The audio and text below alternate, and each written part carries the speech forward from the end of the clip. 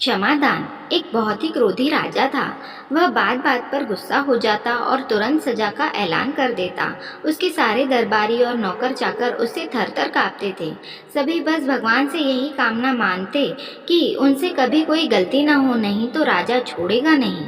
एक बार की बात है, राजा अपने राजमहल में खूब आराम से बैठकर दिव्य भोजन कर रहा था। तभी अचानक खाना परोस रहे नौकर के हाथ से थोड़ी सी दाल राजा के कपड़ों पर छलक गई। नौकर डर के मारे कांपने लगा। राजा के क्रोध की कोई सीमा न रही और वह तुरंत आग बबूला हो गया।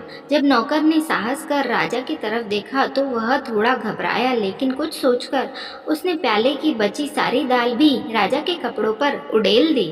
अब तो राजा के क्रोध की कोई सीमा न रही। उसने नौकर से चिल्लाकर कहा, बेवकूफ, तुमने जानबूझकर ऐसी गुस्ताखी करने की दुस्साहस कैसे किया? मौत का भी खौफ नहीं तुमको?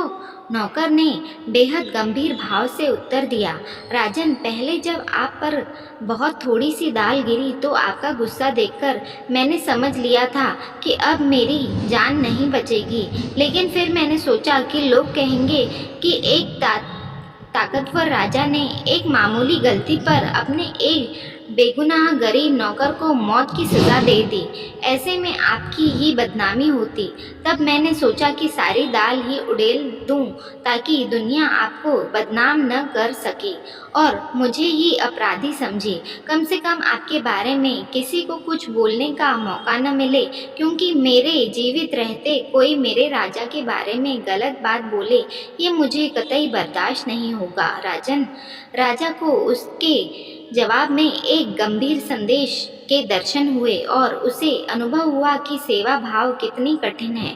जो समर्पित भाव से सेवा करते हैं उससे कभी भी गलती भी हो सकती है, फिर चाहे वह सेवक हो, मित्र हो या फिर परिवार का ही कोई सदस्य।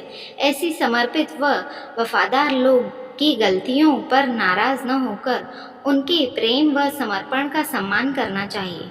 शास्त्रों में भी कहा गया है कि क्षमा वीरों का आभूषण है, अर्थात वीर, पराक्रमी और समर्थवान व्यक्ति को हमेशा दयालु ही होना चाहिए। आशा है कि आपको वीडियो पसंद आई होगी। इस कथा के बारे में आपकी क्या राय है? कमेंट करके हमें ज़रूर बताएं। ऐसी और कहानियाँ सुनने के लिए चैनल को सब्सक्राइब कर दीजिए।